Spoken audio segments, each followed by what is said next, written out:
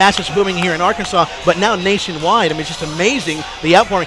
And what a way, to have people coming out to an event like this. There's not an empty parking space outside. Absolutely not. There's not an empty seat here on the table inside. What do you think of what's happening tonight?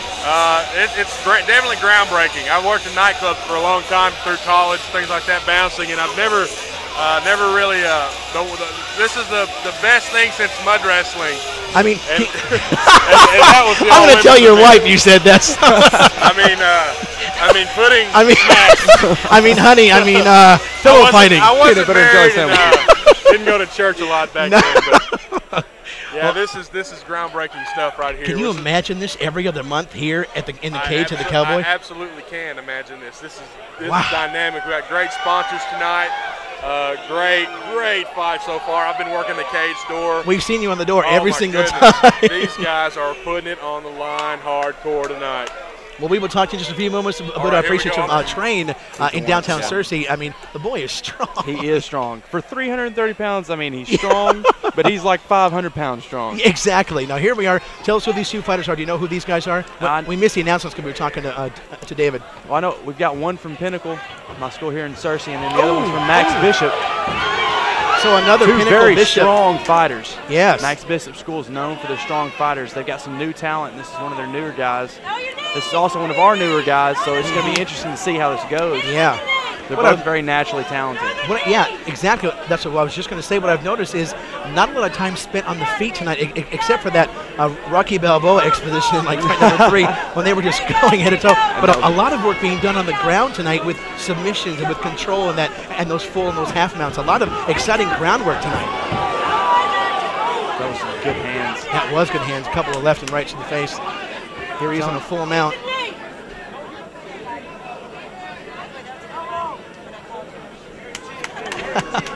Our audience members getting involved almost as much as we are, Michael. I apologize for that.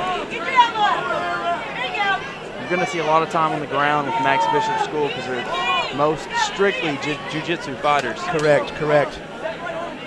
When he gets to the ground, sometimes it can tend to get a little boring, a little slow. And that's when when you and I were talking last time at the fairgrounds. That's when a fighter can sometimes what's the word I'm looking for? Regroup. Thank you very much. Yeah. Regroup. Reform it where they're going to go. Their next move. Exactly. Either getting out of the hold or establishing the hold. While you're on the ground. You would think staying calm on the ground is the best way to go, definitely. But most guys, when they get on the ground, get more tired than they do when they're standing on the ground. Right. That's right. Wrestling around the ground is one of the most energy-depriving things you can do. Right. Is there an advantage to being on the ground, whether you're on your back? Or is that the most dangerous position too? Because we've seen, in the first 5 fights, guys getting out of that ground position. Most guys don't want to be there, some do. And honestly, if I was looking at it from a jiu-jitsu point of view, I would rather be on my back if I was on the ground. Sure, to establish control. Exactly. I have control of their hands, and I have the most submissions and the most easy submissions to take from that position. Exactly. If I'm on top, it's strictly a striking game. He's got that guillotine hold. That's what most guys have a problem with is if they get on top position or top mount on the ground, they're looking for a submission. There's not very many you can pull off. No. The bottom guy's got the control. Exactly. So you're supposed to look for strike. So kind of a reverse mentality of not, it being a bad thing to be on the bottom. Exactly. Where most people make the mistake. Yep. He kind of really, he could easily get a submission here if he can establish that. See, basically you got to, every 10 seconds you need to make a move. That's exactly the way you got to think in jiu-jitsu. If you stay here for longer than 10 seconds, you're wasting your energy. I was just going to say, why 10 seconds? Is that a number? Is it a key number? It's not necessarily a key number. It's just around in that area where it's about the time where you need to make a move. A little earlier, a little later is not going to hurt you. But if you're there too long, you're there longer than 10 seconds, you're wasting your time. You're not going to pull off whatever it is you're trying to do. So here we are. We've seen round number 1, a successful round, come to a conclusion. For a while there, round number 1 was was almost a dream because it wasn't happening. But these guys are definitely strong cardio, strong physical, strong upper body, and a lot of groundwork, with those submissions. Here we are. We're missing our Army guys tonight. That's what I just realized. Where are our Army guys? Let's give them a big round. We need Sergeant applause. Bring them out for round 2. Another 3 minutes. Here we go. Let's go to battle, boys. So what do you think is going to happen in round 2? Some more groundwork, or do you think they're going to go establish the upper game? They're either A, Going to go to the ground and cardio out. In round 3, they're both going to be tired. Exactly. Hopefully, I'm going to see some hands land here. They're both looking a little nervous. Their hands are looking a little wild. That's why they ended up on the ground in the first place. Exactly. Just looking for that one shot. Here he goes. Let's see. Take it down. Do it again. Get up. Get up. Get up. See how they move? They stay moving quick. That's good. Yeah. Oh, we got a rear mount. Oh, look at this. He's got it. He's got it strapped in. He pulled out of it. Nice. That's very nice. There you go. See how he's striking his way into position. Yep. He wants that rear naked choke, so he's going to strike the head. He might get it right here. He's got to keep his legs in. He broke he's out. losing his legs. He's got him. Looks like maybe. How come every time they get a good position, they got to be back facing? I know. Every time. We can't see. It's a nice tattoo, though. It is nice. The skull and crossbones kind of does it for me. The cowbell's confusing me all night long. They're ringing that cowbell. I think there's like 10 seconds right. left. It's actually the waiters, actually the bartender's getting a big tip. Oh, some strong hands to the face on that upper. This is where he's going to want to look for a submission. Yep. He's working his way out. Looking like he's going to try to go back to his feet.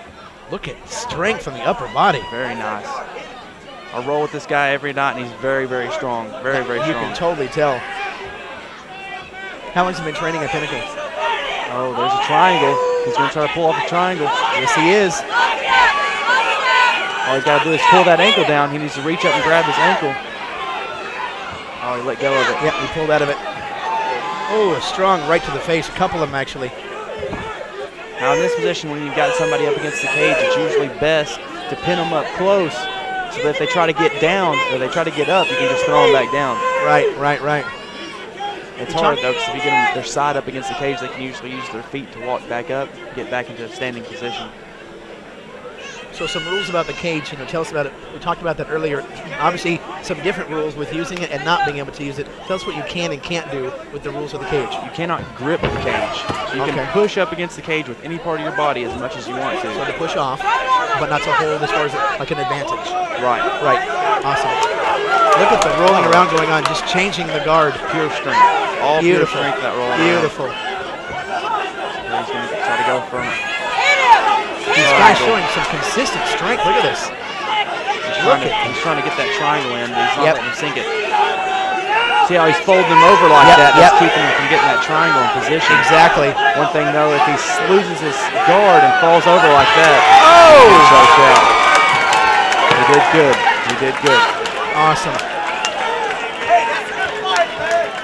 Both of those good fighters. That was an amazing physical ability. That was too technical for this day tonight. Good job, Enoch from Team Bishop. Very strong guys. So Enoch getting the submission. Very nice. Number 2. I want to see a head kick before the night's over. Yeah, me too. Wait, Max. We haven't seen one of those yet. Guys, I want to say something about this guy here. Enoch's he's the newest fighter on our team. This was his first fight. He's only been training for 1 month. 1 month. That's amazing. Let me tell you something that makes this kid special. He just came back from Iraq. Way to go. He was in a tank. Give it up. He was in a tank that was under attack, and it blew out his left eye. He's completely blind in his left eye. Oh my gosh. And so he cannot see out on one side. He still wants to be an MMA fighter. He's training. He's been doing a really great job training hard. He's only been training 1 month. Nice job, guys. That's nice amazing. Job. I'm proud of you. I had no idea. Yeah, me neither.